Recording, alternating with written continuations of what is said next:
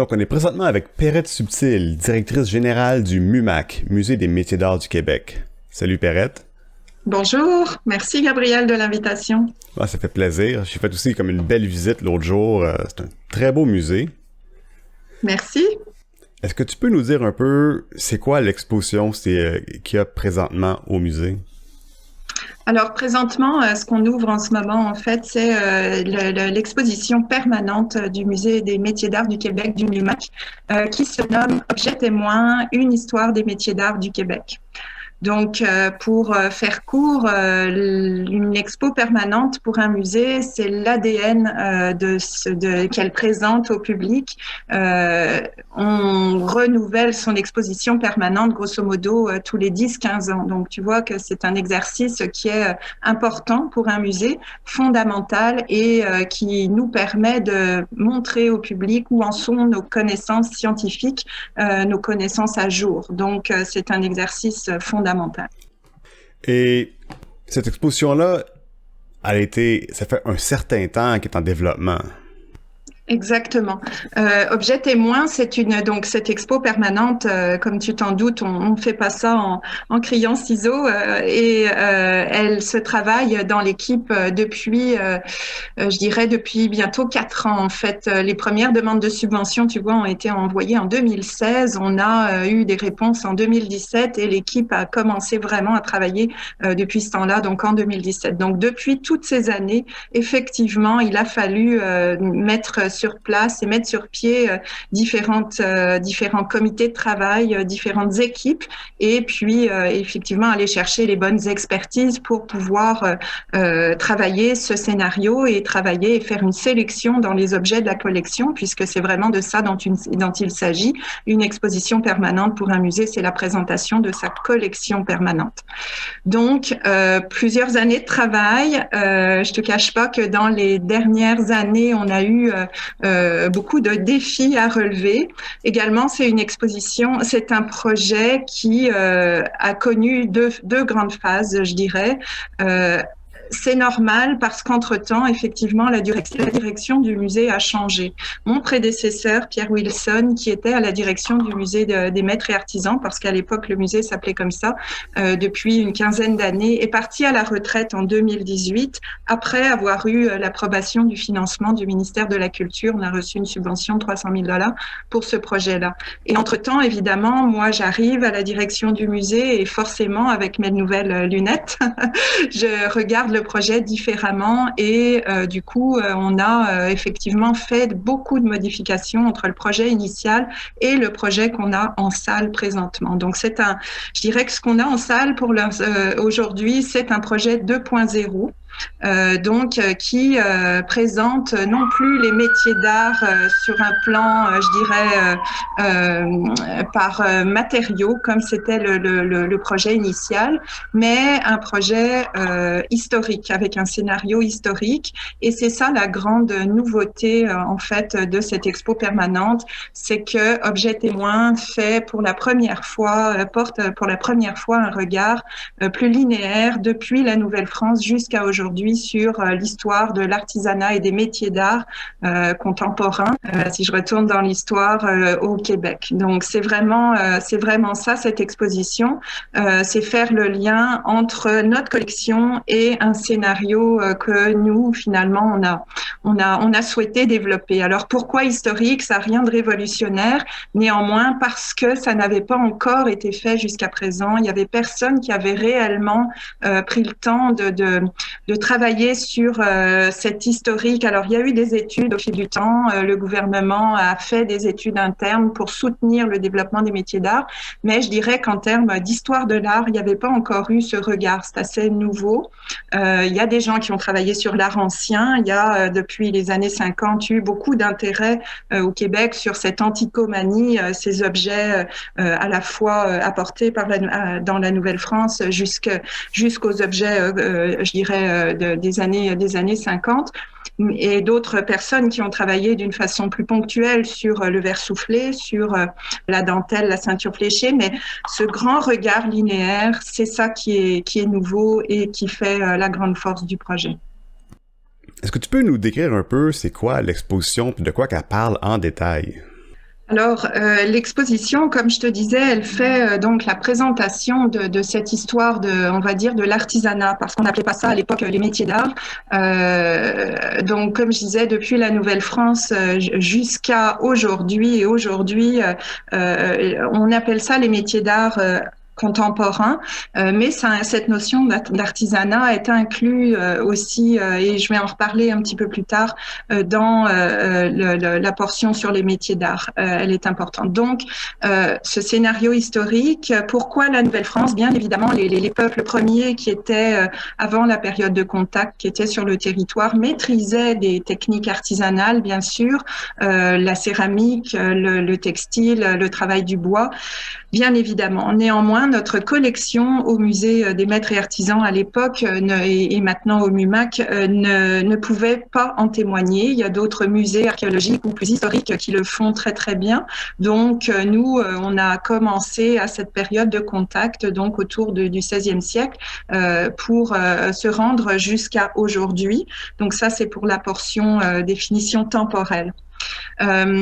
Qu'est-ce que le visiteur va voir? Grosso modo, il va se promener dans des allées, en fait, autour de sept îlots, je dirais, qui représentent ces 7 périodes historiques. En fait, il y a une période, il y a un îlot qui représente 2 périodes au niveau de la période moderne des années 20 à 1960. Mais grosso modo, 7 îlots dans lesquels le visiteur va être amené à déambuler et pouvoir appréhender alors plusieurs sous-thématiques qui vont concerner justement la transmission du savoir-faire artisanal de père en fils, de maître artisan, quels sont les grands ateliers, quels sont les grands métiers également, et puis qui ont été donc ces grandes personnalités, quelles étaient leurs principales clientèles, on va le voir avec le rôle de l'Église. Il y a un aspect particulier de cette exposition-là, c'est la scénographie. Tu en as parlé à quelques reprises déjà. Qu'est-ce qu'il y a de spécial avec cette manière-là de présenter l'exposition? Alors, la scénographie, en fait, c'était un des deux enjeux principaux. Bon, évidemment, c'était de présenter la collection selon un scénario, je t'en ai parlé tout à l'heure. Néanmoins, un des gros points que je trouvais, et le CA a été d'accord avec moi, qui était un petit peu manquant dans le premier projet, c'était la relation au bâtiment. On est dans un bâtiment qui a une histoire exceptionnelle, on reviendra tout à l'heure là-dessus, mais cette scénographie me paraissait fondamentale et une belle opportunité en fait pour mettre en valeur ce bâtiment. Et du coup, comme on a modifié le projet et pris le temps d'avoir un nouveau comité de travail, etc., et d'avoir surtout un nouveau budget, on s'est doté pour ce projet 2.0 d'un budget doublé. On est passé de 300 000 à 750 000 $ dans le projet. On est allé chercher du financement supplémentaire et de la fondation du musée et de PME Montréal Centre-Ouest qui, dans le cadre PME Montréal, nous a subventionné pour faire une mise en lumière du bâtiment. Donc ça, c'est un des éléments qui est vraiment important, c'est qu'on a pu procéder à une mise en lumière des éléments architecturaux distinctifs. On reviendra sur l'histoire de l'église, mais vraiment pour mettre en lumière les voûtes, les anges sculptés, les éléments. Pour le coup, c'est plutôt des éléments, je dirais, du culte catholique romain qu'on a souligné, puisque le culte protestant était un peu plus discret, on va dire, en termes de décoration architecturale. Mais c'est ça, les voûtes, les orgues qui sont au jubé, le chemin de croix, les anges sculptés, etc. Les confessionnaux à l'entrée qu'on ne voyait pas vraiment. Et puis, donc tout ça a été souligné par de la mise en lumière. Les créateurs ont été la compagnie XYZ Technologie Culturelle qui a travaillé avec nous sur ce projet.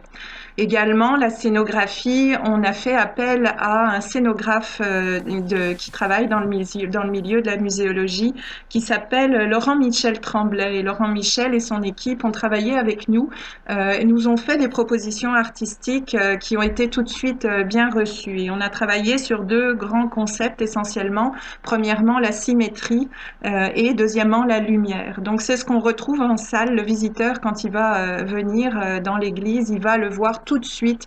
On est vraiment dans une scénographie qui permet d'appréhender, je dirais, l'allée centrale qui était majeure, puisque à l'époque c'était une église et les bancs d'église se répartissaient le long, à droite et à gauche de cette allée centrale, et on avait une vue comme ça plongeante vers le chœur et vers les vitraux qui sont magnifiques. Donc le regard est vraiment porté vers l'avant et vers les vitraux. Donc ça nous paraissait important de ne pas tomber sur des murs en arrivant et de pouvoir dégager le regard. Donc cette scénographie souligne ces éléments-là. Également la mise en lumière, donc mise en lumière de l'architecture, mais c'était important de faire une belle mise en lumière de la collection, et le scénographe nous a aidé justement à ce que les deux se parlent, les deux valsent ensemble, et le bâtiment et la collection. On voulait pas que l'un écrase l'autre non plus. Donc, on a fait comme ça tout un travail avec les créateurs de la mise en lumière pour que la scénographie intègre la collection, donc dans des équipements muséologiques qui sont comme ça, justement, on a des grandes stèles lumineuses qui font des rappels visuels tout au long donc de l'allée centrale, et qui sont, de mon point de vue, assez réussis. Ouais, c'est assez beau quand on rentre, en fait. Un bon choix de couleurs et surtout de lumière, et c'est bien organisé. Ben, merci beaucoup. Je suis contente que tu le soulignes, le mentionnes. C'est certain que c'est pas anodin, la scénographie dans une exposition permanente. On est dans un lieu qui est exceptionnel, qui a vraiment des volumes et une hauteur exceptionnelle. On n'est pas du tout situé dans une boîte blanche, donc ça fait partie des forces du projet. Donc il fallait axer là-dessus. Donc c'est certain que de nier ce bâtiment et de vouloir cacher les éléments architecturaux, c'était sans doute une erreur, ou en tout cas pas une bonne chose. Donc là, de pouvoir s'appuyer là-dessus et ensuite d'amener le visiteur à regarder la collection et à regarder les objets différemment, ça c'est intéressant. Mais les artisans, ils sont aussi au-dessus de la tête du visiteur. Ils sont, quand on lève le nez, les artisans sont vraiment dans les anges sculptés, les anges de bois, on dirait des proues de bateau. C'est exceptionnel pour l'époque. Donc il faut vraiment être amené à le voir. Et c'est le rôle de la scénographie, effectivement. Je parlais l'autre jour avec Laurent Michel, il me disait, moi, si la scénographie s'efface, c'est réussi. Elle s'efface, les murs sont blancs d'une certaine couleur, etc. Mais en même temps, elle valorise la collection. Donc c'est ça, je pense, et elle souligne le parcours du visiteur. Donc ça, c'est intéressant, et tant mieux si c'est réussi. Tu l'as mentionné plusieurs fois, l'immeuble dans lequel l'exposition prend place est quelque chose de spécial. Est-ce que tu pourrais nous expliquer un peu c'est quoi qui fait que c'est si exceptionnel que ça? Alors effectivement, l'immeuble dans lequel le MUMAC se trouve est un bâtiment qui a toute une histoire et qu'il faut prendre le temps effectivement de comprendre et de raconter. Donc c'est un bâtiment à la base qui était situé dans le centre-ville de Montréal. C'est un bâtiment qui date de 1867, donc néo-gothique, et qui appartenait à la communauté presbytérienne Saint-Andrew-Saint Paul, qui l'utilisait pour sa propre communauté, donc anglophone et d'origine irlandaise. Cette communauté l'utilise jusque dans les années 30, où donc elle était située sur l'ancien boulevard Dorchester, à l'angle de la rue Sainte-Monique, je crois, donc au plein centre-ville. En 1929, le train arrive en ville, le Canadien national donc veut faire arriver le train jusqu'au centre-ville. Et là, il prévoit donc la construction de la gare Bonaventure, et cette église qui est toute proche, il faut donc la déplacer. Alors la communauté, elle, je pense, avait dans ses plans de tout simplement la détruire, et puis d'aller rebâtir un autre bâtiment plus loin. Donc ça, c'est une chose. À côté de ça, à Saint-Laurent, donc dans l'arrondissement dans lequel on se trouve, donc plus au nord de la ville, on avait les Pères de Sainte-Croix, donc le collège de Sainte-Croix, qui avait donc ses propres bâtiments, et avait à l'époque une petite chapelle qui s'avérait trop petite pour les besoins des Pères de Sainte-Croix. Donc eux, ayant un contact auprès des presbytériens, ont négocié cette église en fait, et ont réussi à l'acquérir construire pour $1 symbolique. Donc c'est ça ce qui est intéressant, c'est cet achat, dans le fond, ce don, ce legs de la communauté au Père de Sainte-Croix. Donc en quelques mois, en 1930, on va démonter pierre par pierre ce bâtiment. L'architecte Lucien Parent, qui est en charge du projet, va mener donc tout ce projet-là. Et il va le faire de main de maître, j'allais dire, parce que donc on va déménager ces éléments d'architecture et les remonter. Alors tout est transporté. Il y a quelques éléments d'archives qui en témoignent. Il y en a encore quelques gravures qui montrent et quelques photographies à l'époque. Effectivement, la photo était déjà là, qui montrent le transport de cette église par train jusqu'au nord de la ville et puis le remontage de cette église. Donc dans l'arrondissement de Saint-Laurent. Alors en 1930, on connaît le béton est déjà arrivé, donc c'est ça qui est étonnant, c'est que Lucien Parent va faire remonter cette église, mais pas complètement à l'identique. Il va faire quelques modifications. Alors d'une part des modifications parce que les pères de Sainte-Croix donc sont catholiques, donc le culte catholique romain, et du coup qu'il faut un peu modifier un peu l'église. Donc on va agrandir le chœur notamment. On va justement faire le jubé qui n'existait pas. On va et rajouter des éléments décoratifs distincts. Donc je parlais tout à l'heure, le chemin de croix, les confessionnaux qui n'existaient pas dans l'église d'origine. Également, on en profite en 1930 lors de sa reconstruction pour surélever l'église. Et c'est ça qui est fascinant, c'est que sous les pieds du musée, il y a ce qu'on appelle maintenant la salle Émile Legault. Les étudiants qui sont passés au cégep de Saint-Laurent connaissent sans doute ce lieu-là. C'est une salle de spectacle à l'époque qui comprenait 825 places à l'italienne, mais qui a été rénovée au fil du temps et maintenant qui est une salle qui peut accueillir à peu près 400 personnes. Cette salle Émile Legault va également servir donc à Émile Legault pour la création. Elle va être très utilisée par les Compagnons de Saint-Laurent, le groupe de théâtre qui l'a fondé, et comme salle de création et comme salle de théâtre. Donc vous voyez deux lieux culturels avec une vraie histoire situés l'un au-dessus de l'autre et dans un bâtiment qui a vraiment une histoire fascinante. Donc ce qu'il faut comprendre, c'est que l'église actuelle dans laquelle le musée se trouve, donc qui appartient maintenant au cégep de Saint-Laurent, est remonté sur une structure de béton, que les éléments décoratifs qui étaient à l'époque des éléments structurels comme les voûtes, etc., les éléments en bois, les anges sculptés, sont maintenant uniquement décoratifs, mais qu'ils ont été remis par l'architecte Lucien Parent pour justement garder ce souvenir d'église presbytérienne. Alors je prends un peu de temps, je m'excuse là-dessus, mais c'est important. Un dernier point sur les vitraux de l'église, parce que évidemment des vitraux dans une église c'est fondamental. Les vitraux d'origine de l'église qui était au centre-ville n'ont pas été déménagés avec l'église comme telle. La communauté a souhaité les garder et a fait reconstruire une nouvelle église qui se trouve maintenant à côté du musée des Beaux-Arts de Montréal, dans la nouvelle église Saint-Andrew-Saint-Paul, donc qui a été construite après 1930 pour héberger ces vitraux-là.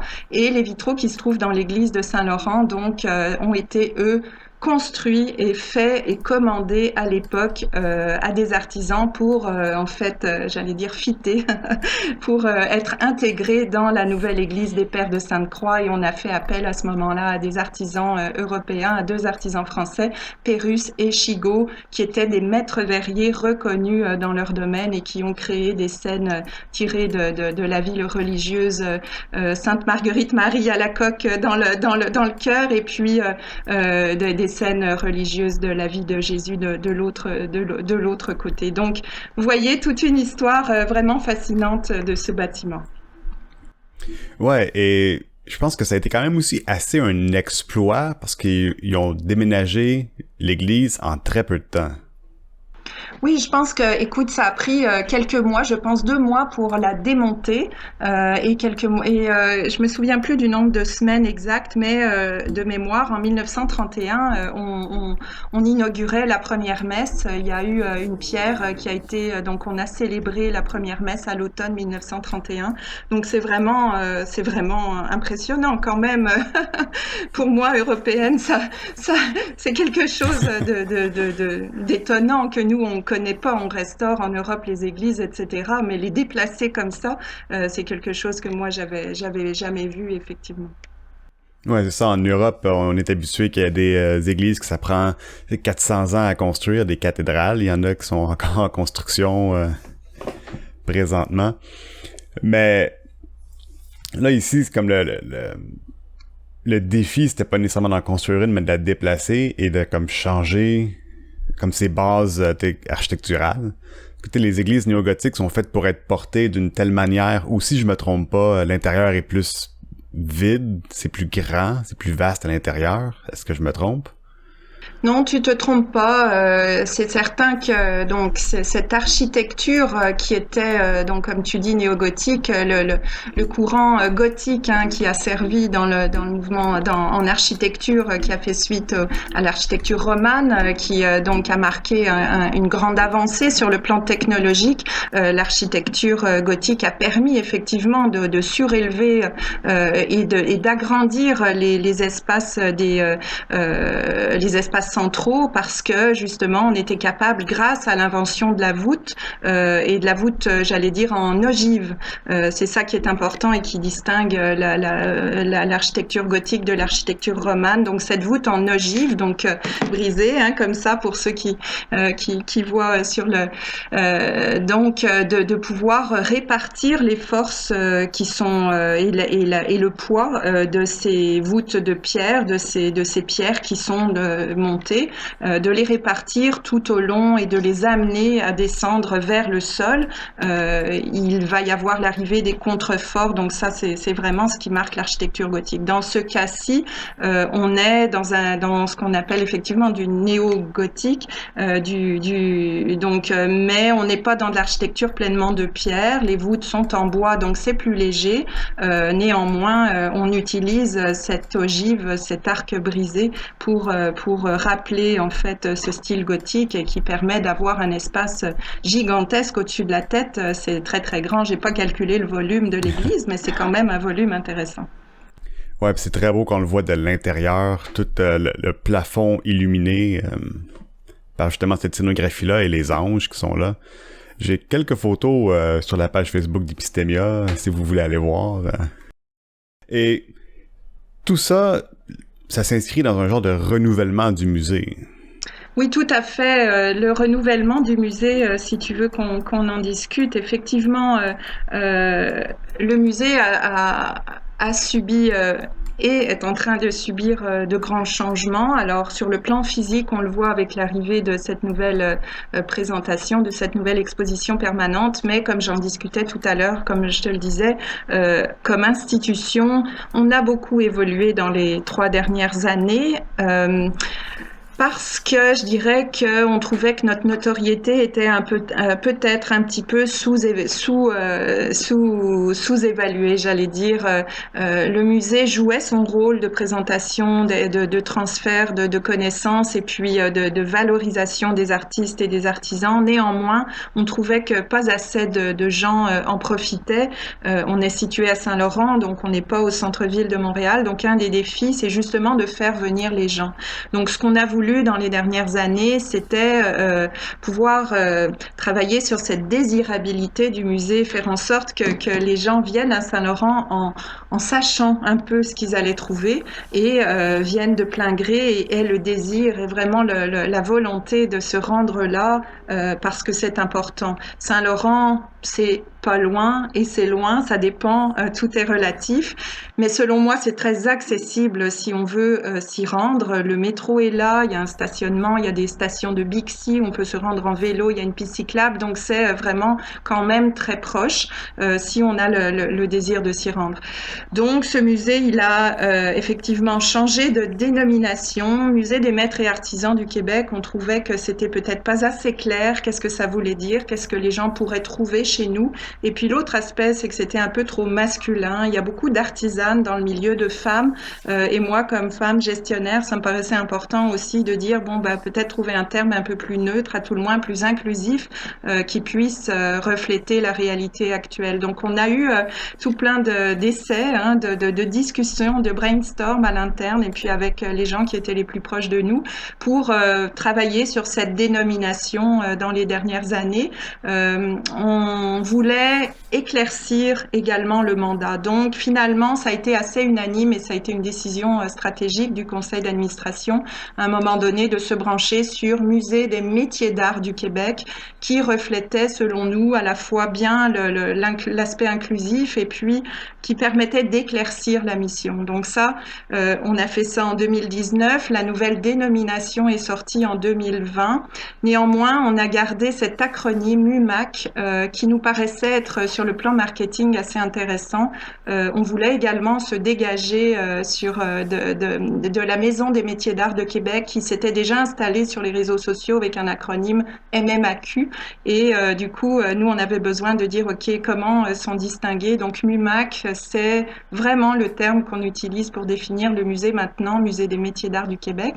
Et on a travaillé pour une nouvelle identité sur effectivement cet acronyme. Donc notre identité visuelle maintenant, c'est vraiment le logo qu'on va retrouver et on a décliné toute cette identité-là, je dirais, entre l'année dernière et c'est sorti dans les derniers mois. Donc vous voyez beaucoup de travail. L'ambition de tout ça, c'est de dire, OK, cette image rafraîchie et plus claire va nous permettre, on l'espère, de rejoindre davantage de gens et davantage d'amateurs de patrimoine, de culture, de métiers d'art, bien sûr, mais pas que, de gens qui sont tout simplement intéressés à une expérience culturelle intéressante et qui vont souhaiter venir nous retrouver.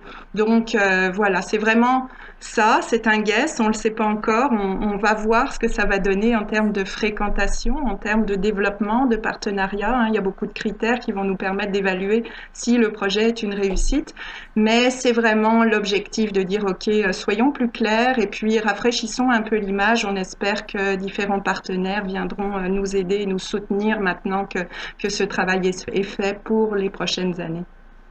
Juste une petite question pour préciser, je l'ai pas mentionné dans mes publications Facebook, mais pour l'instant, je pense qu'il faut prendre des réservations pour y aller.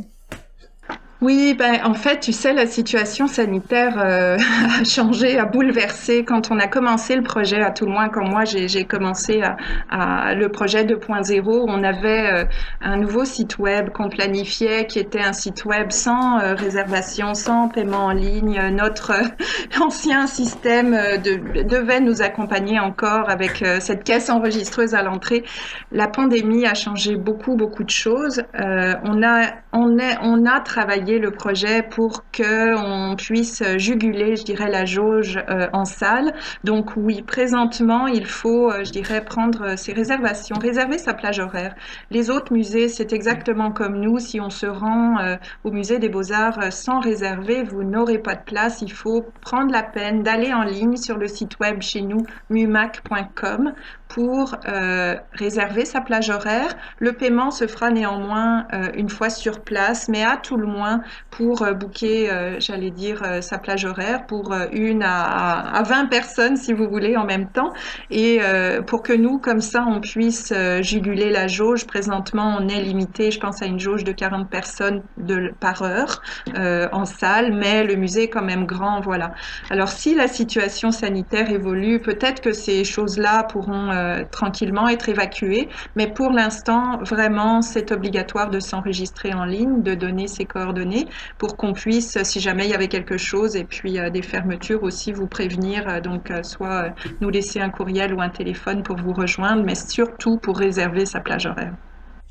Ouais, on comprend bien que la pandémie a affecté C'est à peu près tout ce qui se passe. On espère que ça va se résoudre bientôt, mais c'est une discussion qui dépasse le mandat qu'on s'est donné aujourd'hui.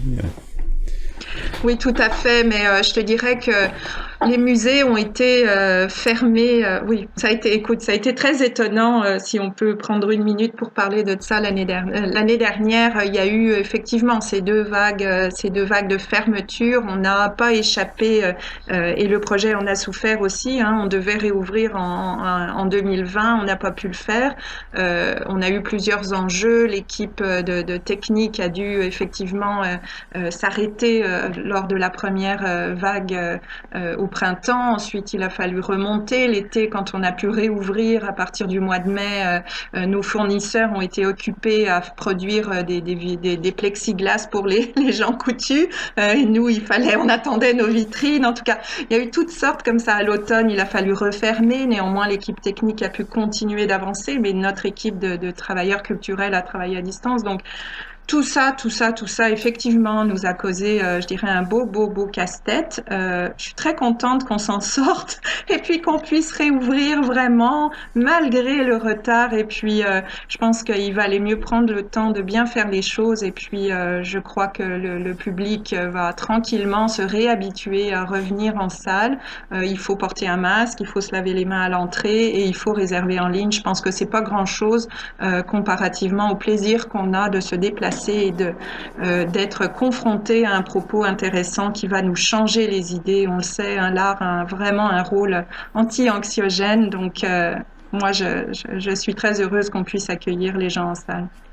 On parlait, tout au courant de la pandémie, on parlait des problèmes d'approvisionnement. Jamais j'aurais pensé que le plexiglas aurait affecté les musées. Moi non plus, tu vois, ça fait partie des éléments qu'on a découverts en cours de route. Certains fournisseurs, effectivement, notre fournisseur principal de vitrine, Montréal Display, pour ne pas le nommer, a répondu à des commandes et tant mieux, et c'était urgent, et c'est ça qu'il fallait faire. Et évidemment, on n'avait aucune priorité là-dessus, donc c'est bien qu'on ait pu quand même patienter. Entre-temps, on n'a pas rien fait, on a fait autre chose, on a travaillé les autres aspects du projet. L'équipe technique s'est concentrée sur d'autres éléments, mais tout ça, effectivement, mis l'un dans l'autre. Je t'avoue que c'était un beau casse-tête, sans parler de la programmation qu'il a fallu décaler 20 fois, parce que chaque fois, ça rallongeait, etc. Et voilà. Et les artistes ont fait preuve de beaucoup de résilience aussi, ceux qui étaient prévus dans notre programmation et qui ont dû être décalés de plusieurs mois pour certains. Alors, on commence à voir la lumière au bout du tunnel.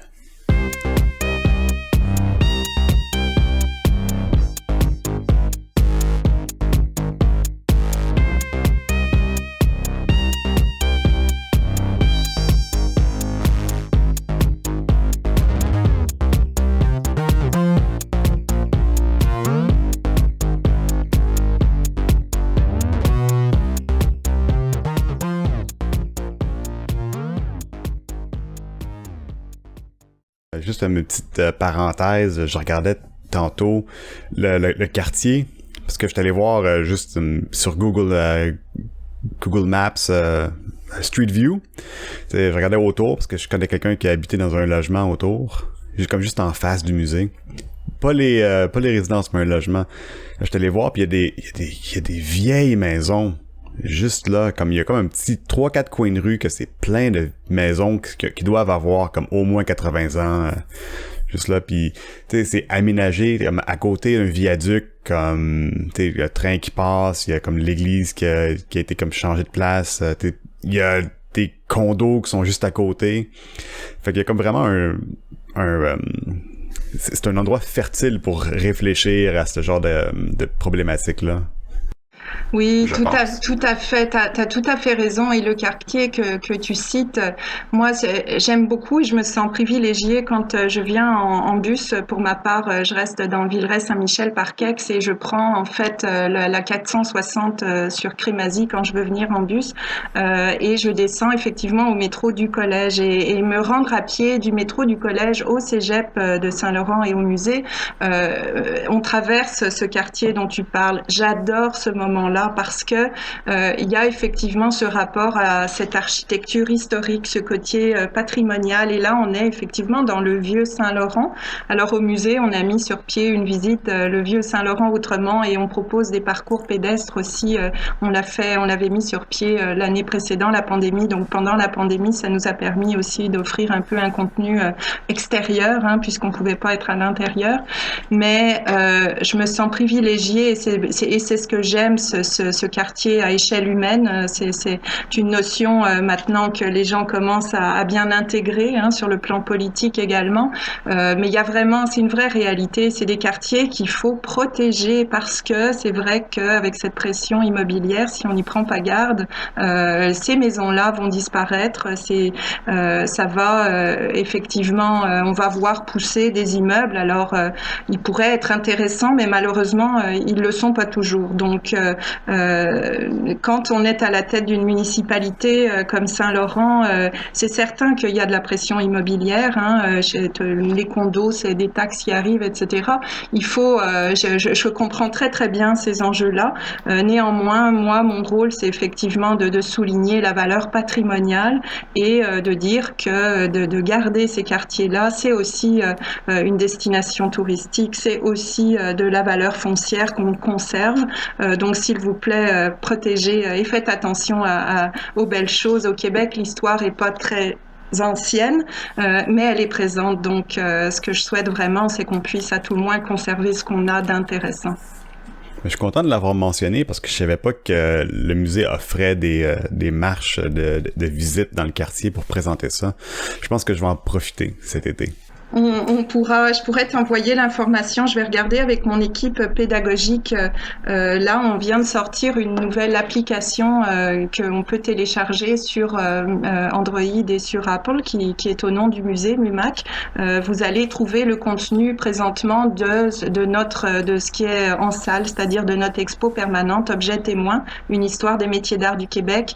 Mais la prochaine étape, ça va être effectivement de remettre sur cette même application la visite pédestre du vieux Saint-Laurent et puis également d'offrir au public. Alors je pense que si vous allez sur notre page web mumac.com, vous pourrez voir cette visite architecturale qui est offerte. Vous pouvez communiquer avec l'équipe éducative et puis poser les questions si c'est pas mentionné les dates exactes, à tout le moins savoir quand ça le sera. Je vous avoue qu'avec tout le rush qu'on a eu de la réouverture, je me souviens plus si on l'offre déjà actuellement, mais c'est sûr qu'on va l'offrir dès les prochaines semaines. Est-ce qu'il y a des objets, des métiers d'art particulièrement intéressants? Je ne vais pas poser la question de même. Y a-t-il des choses intéressantes dans ton musée? Non, ça... c'est pas une bonne question. Il n'y a rien d'intéressant, puis venez surtout pas les voir.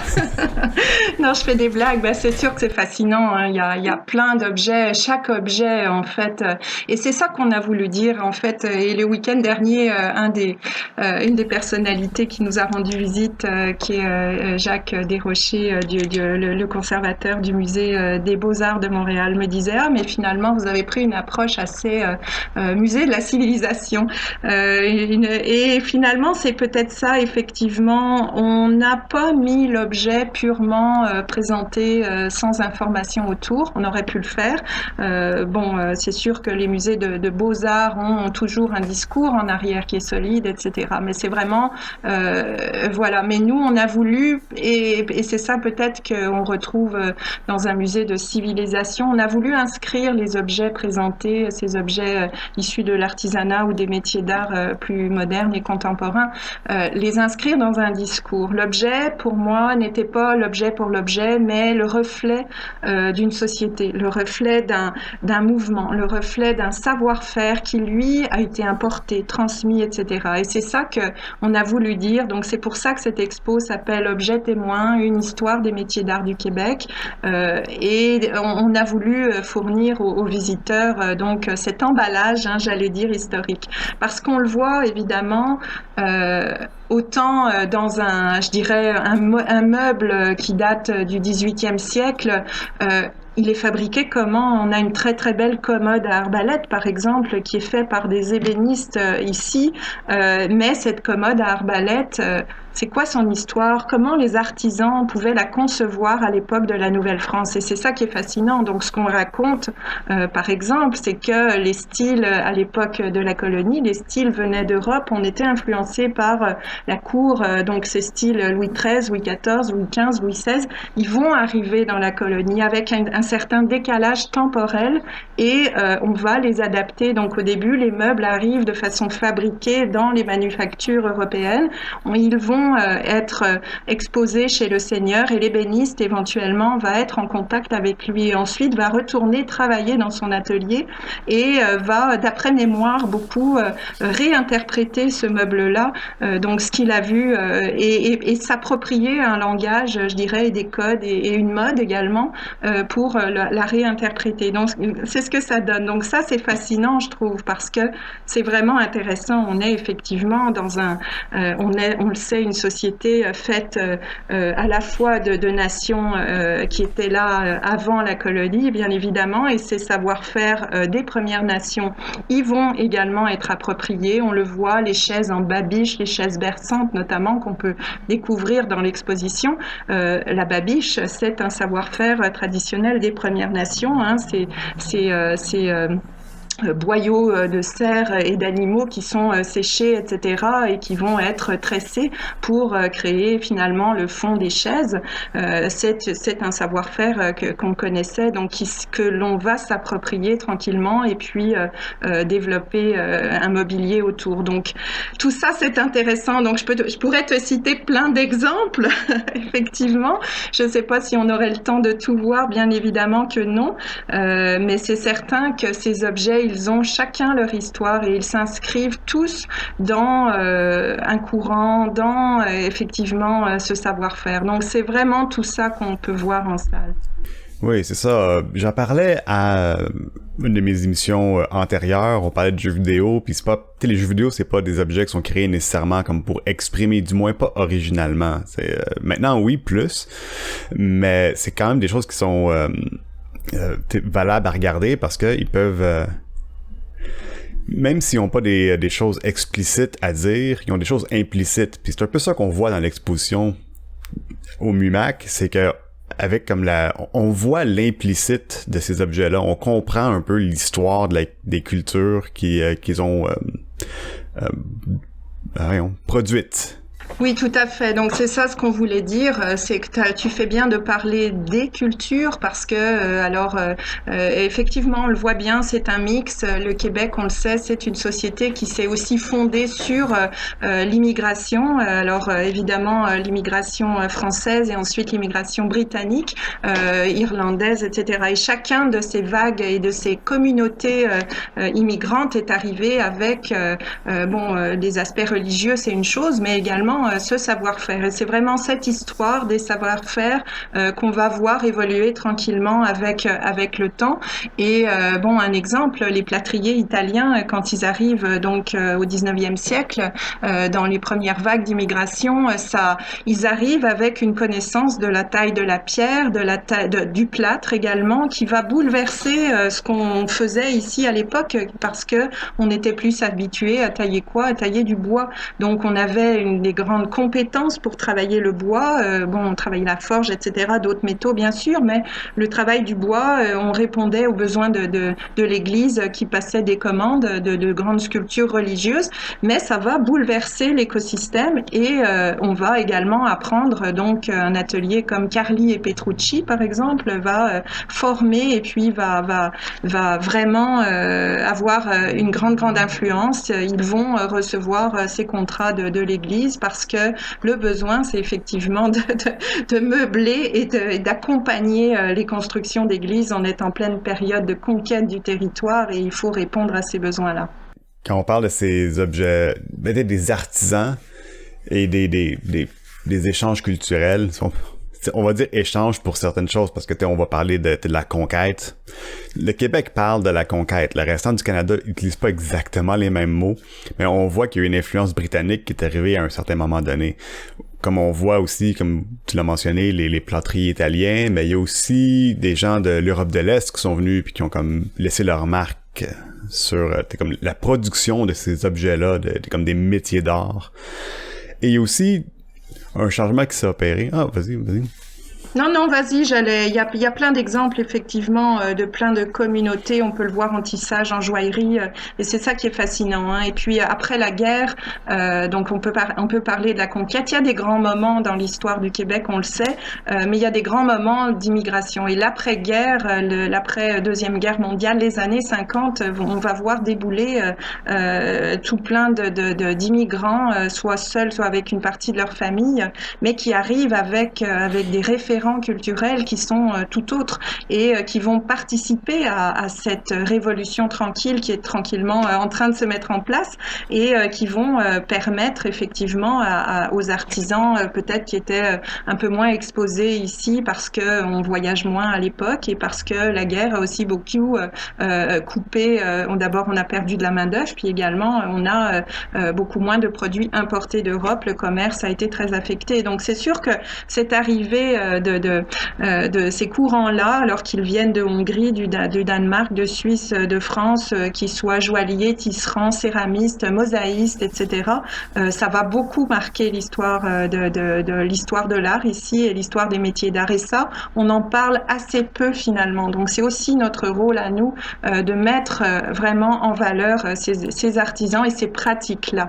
Il y a aussi une mutation qu'on voit avec l'arrivée de la modernité où les objets des métiers d'art sont plus seulement des objets fonctionnels, mais deviennent aussi des objets qui sont expressifs.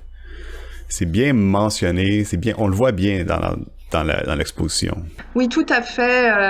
C'est certain que un des grands bouleversements, c'est la période industrielle, hein. Il y a une grande rupture au moment à partir de 1850 jusqu'à 1920, admettons, l'industrialisation va complètement bouleverser la chose. Qu'est-ce que ça veut dire? On va produire en grande série les objets décoratifs ou les objets utilitaires. Donc ça va, j'allais dire, faire baisser les prix, etc. Donc à ce moment-là, l'artisan, son rôle va évoluer, va être un petit peu différent et certains d'entre eux vont effectivement commencer à développer une pratique plus d'expression. Alors on pourrait dire des arts décoratifs, d'expression, etc.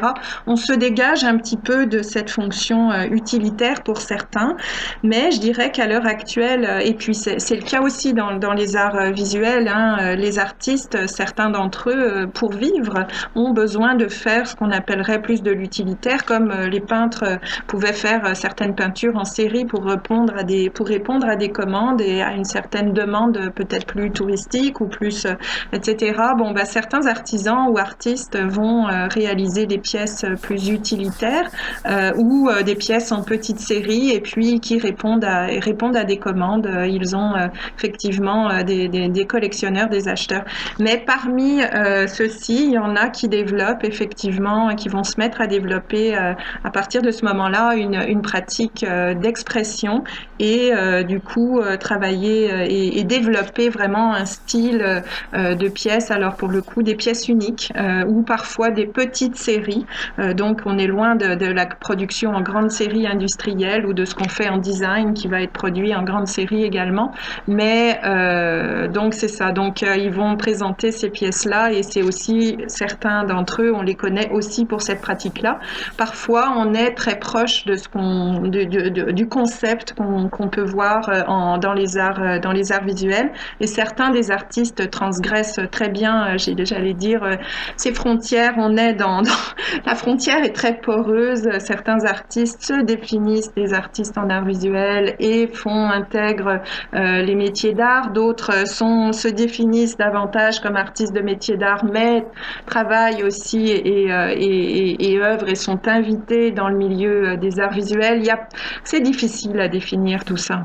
Pour un peu clore l'exposition, puis qu'est-ce que le travail qui a été fait pour représenter des choses qu'on ne parle pas souvent. On l'a mentionné précédemment, l'exposition met de l'avant le travail des femmes. Souvent aussi, c'est un travail qui a été anonyme. Est-ce que tu pourrais nous en dire un peu là-dessus? Oui, vraiment, c'était un des éléments qui nous est paru important à valoriser durant le projet. Il y a plein de choses qu'on aurait pu dire, qu'on n'a pas pu dire parce que, on reviendra peut-être là-dessus, mais effectivement, on n'a pas grand-chose pour témoigner du travail des Premières Nations et ça, c'est un des regrets qu'on a. On pourra en reparler une autre fois si tu le désires, mais par rapport au travail des femmes, la transmission du savoir-faire, elle s'est transmise donc comment au fil du temps, de père en fils, de mère en fille, de maître à apprenti, mais à un moment donné, à partir des années de cette période de conquête du territoire, les communautés, deux éléments. Les associations féminines ont joué un grand rôle. Je pense notamment au cercle de fermières qui existent encore d'ailleurs et qui sont encore présentes à Saint-Laurent. Il y a un cercle de fermières, donc on peut se retrouver et partager. Alors c'est un moment social, mais c'est aussi un moment d'apprentissage et de transmission du savoir. Et à l'époque, quand il fallait conquérir l'Abitibi et se rendre au fond du bois, les cercles de fermières étaient un moment effectivement où on se retrouvait entre femmes et où on pouvait, pendant que eux, les hommes étaient en train de décider de l'avenir de la communauté, les femmes n'étaient pas invitées à l'époque, se transmettait ce savoir-faire. Donc ça, on a voulu le valoriser. On y apprenait quoi? On y apprenait souvent les travaux d'aiguille, la broderie, la couture, donc le tissage, le textile, et ça aussi, on a voulu le valoriser. L'autre élément, effectivement, qui nous paraît fondamental en ce moment, et il faut en parler, c'est le rôle des communautés religieuses et notamment des communautés de sœurs qui ont joué un rôle très très important dans la transmission du savoir-faire. Elles ont mis sur pied, d'ailleurs Marguerite Bourgeois a été tout de suite une des premières à mettre sur pied donc son école, on le sait sur le plan historique. Et il y a beaucoup d'éléments qui peuvent en témoigner. On a beaucoup de documentation qui peut démontrer ça. Les communautés religieuses ont gardé toutes ces archives. Donc, on a mis sur pied des écoles domestiques pour apprendre aux femmes à ces travaux d'aiguille, à broder, à réparer. Évidemment, il fallait pouvoir répondre aux besoins de réparation des pièces de vêtements et puis la création de textiles, les courtes pointes, que ce soit utilitaires ou décoratifs. Dans le cas de la ceinture fléchée, on le sait, c'était à la fois utilitaire pour fermer les manteaux, mais également un élément décoratif. Mais ces communautés religieuses donc sont là pour apprendre à la femme à ce savoir-faire domestique et également à construire son trousseau, parce que son rôle dans la société, c'est effectivement de se marier ensuite et puis de construire sa famille. Donc, c'est vraiment ces communautés ont eu un rôle très important et il faut le dire. En ce moment, on parle des communautés religieuses pour d'autres raisons qui sont beaucoup plus tristes et il faut en parler, c'est nécessaire. Notre rôle à nous, c'est aussi de dire, regardez, il s'est passé des choses intéressantes dans ces communautés en parallèle de tout ça et elles ont joué un rôle important dans la transmission de ce savoir-faire aux femmes notamment. Oui, c'est ça. C'est un moment assez particulier pour parler de ces communautés-là parce que, justement, on le sait. C'est des choses qu'on savait, avec les écoles résidentielles. C'est pas quelque chose de nouveau. C'est juste que là, on a des preuves terribles de ces choses qui se passaient. Oui, tout à fait. Non, c'est sûr qu'il y a vraiment une réflexion profonde à avoir sur tout ce qui est arrivé. Et puis le terme génocide culturel, je pense, est assez parlant. Il faut passer par là, c'est certain. C'est pas à moi de prendre la parole pour eux, pour ces communautés-là, c'est certain. Mais simplement, nous, on va pouvoir témoigner effectivement plus tard, quand ce sera venu dans quelques mois. En fait, on va pouvoir travailler à mettre en valeur tout ce patrimoine et aider. Je pense que c'est ça l'objectif. Les Premières Nations qui le souhaitent à davantage valoriser le travail artisanal et le travail artistique. J'ai peu d'objets actuellement en collection, très très peu, qui peuvent témoigner de ça, mais je pense que cet aspect de valorisation des Premières Nations, des communautés inuites et métisses va être très important dans l'avenir. Donc c'est un des défis du milieu des métiers d'art en général, je dirais, de bien comprendre et de bien valoriser le propos. On n'y fait pas exception et j'en suis très très consciente. Oui, on avait parlé quand j'avais fait ma visite au musée qu'il y avait très peu d'objets qui étaient issus des Premières Nations. Il y a comme certaines considérations là-dedans que, en fait, il y a certaines raisons pour lesquelles vous n'avez peu. Je sais pas si tu pourrais revenir là-dessus. Écoute, tu sais, on présente la collection qu'on a. Hein. Je peux pas m'inventer des objets qu'on n'a pas dans la collection. Donc ça, c'est certain que par rapport aux Premières Nations, on avait très peu d'objets représentatifs.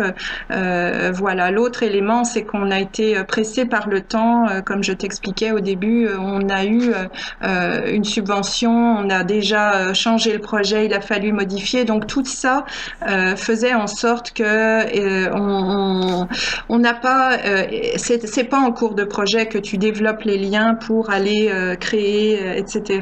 et analyser ta collection. C'était plus le temps de le faire. Dans les prochains mois, dans les prochaines années, on va s'assurer que tout ça se fasse, qu'on compte sur moi. C'est vraiment dans les objectifs.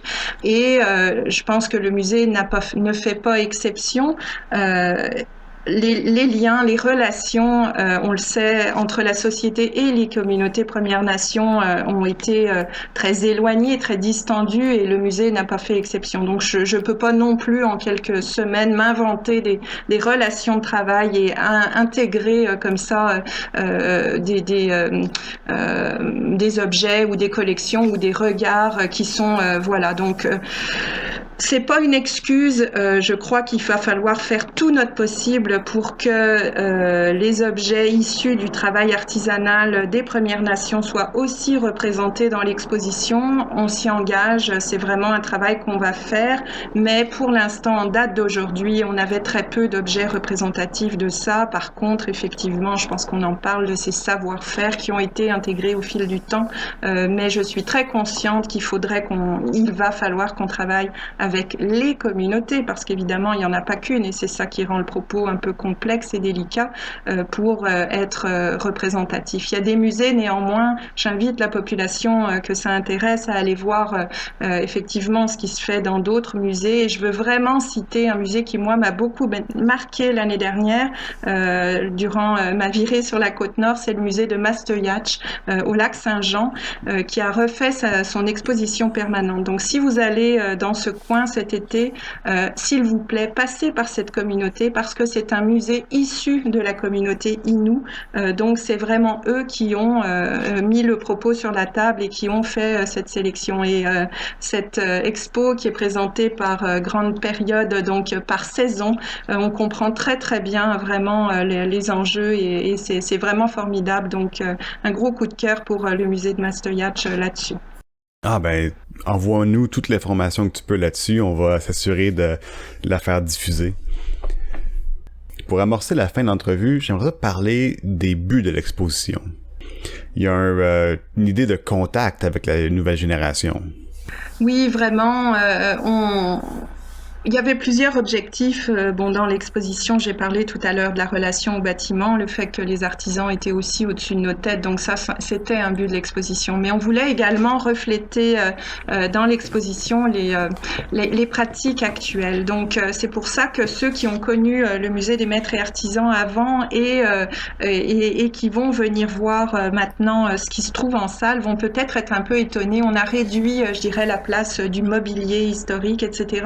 Parce qu'on avait besoin en salle de donner de la place aussi aux propos contemporains, aux propos modernes et contemporains. Et c'est ça qui est nouveau dans cette expo. On y présente au total pas loin de 350 objets, mais pas loin de 250 artisans de mémoire, artistes et artisans qui ont un propos intéressant. Donc ça, vraiment, c'était un des objectifs. L'autre objectif, c'est qu'on voulait que les métiers d'art se parlent. Ça a été vraiment la vision au moment où on a révisé ce projet et on a dit on veut sortir de la vision initiale qui avait été donc initiée par mon prédécesseur. On voulait sortir des silos, on voulait que la céramique puisse côtoyer le textile, puisse côtoyer la joaillerie et du coup sortir des silos parce que il y a quelques années ça change un peu actuellement, mais le milieu était assez fractionné en silos qui ne se parlaient pas beaucoup, je dirais. Le milieu des métiers d'art actuels est en train de bouger, c'est en train de changer. Je participais hier à une conférence organisée par le Conseil des métiers d'art qui fait un bon travail actuellement de liant, hein, j'allais dire, et puis de valorisation. Les choses sont en train de bouger. Mais il y a 2-3 ans, c'était pas vraiment le cas. Je dirais que les choses étaient assez sclérosées et on voulait sortir de ces silos, donc faire en sorte que ces textiles, le cuir, la céramique, etc. puissent se côtoyer. Et quand on les met à côté, effectivement, avec ce regard un peu plus historique que nous, on a pris, cet axe plus historique, on voit qu'il y a je dirais, il y a des influences qu'on retrouve. Je donne un exemple entre dans les années 60, on fait un lien entre ce qu'on voit dans l'architecture, c'est une chose, le mouvement brutaliste qu'on va pouvoir retrouver également dans les arts intégrés à l'architecture, le vitrail, mais aussi la céramique intégrée, par exemple, par Claude Vermette avec Jean-Paul Mousseau dans les stations du métro que vous allez pouvoir voir et qui sont bien connues, par exemple, des étudiants et puis de la communauté montréalaise.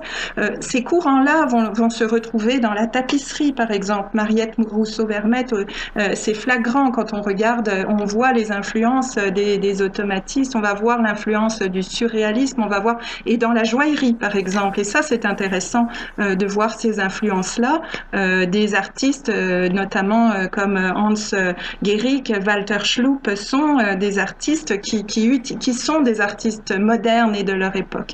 Donc, c'est vraiment tout ça qu'on essaye de rendre et de faire ces analogies à la fois historiques, mais également qui nous permettent de sortir de ces silos et de faire des liens donc entre, j'allais dire, ces disciplines, puisque ça en est, hein, et ces écoles ateliers aussi également qui sont actuellement des lieux de formation collégiale et qui relèvent à Montréal, par exemple, du Cégep du Vieux Montréal, l'école du cuir, l'école de céramique Bon Secours, Espace Vert, le centre de textile contemporain de Montréal, le centre d'impression textile, qui sont des lieux de formation où une trentaine d'étudiants en moyenne vont sortir de ces lieux-là par an, sont des lieux qu'on voulait connecter également. Alors les gens dans le milieu se connaissent un peu, mais on aimerait que le public comprenne et puisse être fier de ces jeunes qui sortent de ces lieux-là et que les artistes les plus reconnus qui sont issus aussi de ces formations et qui, eux, fonctionnent dans le milieu et sont reconnus par leurs pairs et à l'international. Quelqu'un comme, par exemple, Laurent Craste, qui est un artiste d'origine française, il fonctionne très très bien. Il est recherché par les plus grands collectionneurs. Il est collectionné dans les plus grands musées du monde. On en parle très très peu. Donc c'est notre rôle aussi à nous de les valoriser. C'est ce qu'on a essayé de faire avec cette expo. Et puis quand on faisait la visite, tu avais mentionné que tu aimerais ça que l'exposition ait une fonction didactique. que les jeunes puissent venir puis en apprendre un peu sur les origines de qu'est-ce qu'on a ici présentement au Québec. Ça. Oui, bien sûr, un des rôles fondamentaux des musées, je pense, je suis pas évidemment pas la première à le dire. On est un lieu d'expérience, mais on est également un lieu, je pense, d'éducation, d'apprentissage. Alors, il faut que cet apprentissage soit agréable et pas trop lourd. En Europe, des fois, c'est un peu plus intellectuel. Ici, ça passe souvent par des choses plus ludiques ou qui font appel à nos différents sens. L'exposition, un de mes souhaits, c'est qu'effectivement, elle serve de table, j'allais dire, à l'histoire de l'art du Québec. Donc, les gens qui s'intéressent à l'histoire de l'art québécois, ce que j'aimerais, c'est vraiment qu'ils viennent voir en salle, qu'ils appréhendent et qu'ils puissent développer et soutenir un propos autour de ces artistes. Notre rôle, nous, ça va être de valoriser cette recherche, de la soutenir également. Si vous vous intéressez à l'histoire du bijou, à l'histoire du vitrail, à l'histoire de la céramique, venez nous voir, présentez-nous des projets. Ça va nous faire plaisir de travailler avec vous pour soutenir le propos, voire trouver peut-être des enseignants de votre côté qui vont être amenés à soutenir ce propos-là. Mais il y a clairement des liens à faire avec l'histoire des arts visuels. On le sait, les plus grands artistes québécois, notamment dans les années 60, que ce soit Pellan, Ferron, Mousseau, se sont intéressés et ont été notamment des artistes pluridisciplinaires. Ils ont touché à tout, au textile, à la céramique, etc., etc. Et ces pratiques-là, on les connaît pas beaucoup. Donc, si vous voulez aller plus loin, pensez à nous. Venez d'abord nous voir en salle et ensuite, écoutez, présentez-nous un propos. Moi, ce que j'aimerais, c'est qu'il y ait des gens qui viennent se plonger dans la collection. Donc, on a aussi une réserve qui est là et peut servir à la disposition des chercheurs, des universitaires. Venez voir ce que nous avons comme archives, comme objets. Et parce que je le rappelle, 350 objets en salle, c'est une toute petite partie de notre collection qui compte à peu près pas loin de 14 000 objets. Donc, vous voyez dans notre réserve, et cette réserve-là qui a été construite en 2013, elle a été primée par l'Association des musées canadiens, la Société des musées du Québec. On a reçu beaucoup de prix. C'est une réserve, j'allais dire, presque idéale. On est très chanceux. Elle a été construite pour répondre aux besoins de cette collection. Donc, venez nous voir. Notre équipe, elle n'est pas nombreuse, mais on va trouver vraiment le temps pour soutenir vos objectifs aussi de travail, de recherche, d'histoire de l'art, de l'histoire du patrimoine, etc. Et ça va vraiment nous faire plaisir. On va faire tout ce qu'on peut pour que ce propos-là puisse se diffuser. C'est vraiment mon objectif et l'ambition de cette expo. Alors écoutez, on vous attend en salle. Merci de cette invitation, ça me fait plaisir et vraiment je souhaite sincèrement que les jeunes et les étudiants, les jeunes et les moins jeunes, on le sait, puissent s'intéresser à ce propos. Alors on est ouvert du mardi au dimanche de 10h à 17h. N'hésitez pas à venir, à nous poser des questions sur les réseaux sociaux ou aller voir nos actualités sur notre site web. Ça va nous faire plaisir et puis je le rappelle, le musée est également gratuit pour les étudiants du Cégep de Saint-Laurent et les enseignants du Cégep de Saint-Laurent. Donc, à très bientôt et puis merci de cette belle invitation. Eh bien, on souhaite que l'exposition ait beaucoup de succès. Merci beaucoup, Gabriel. Merci beaucoup à toi, Perrette. Ça fait un plaisir.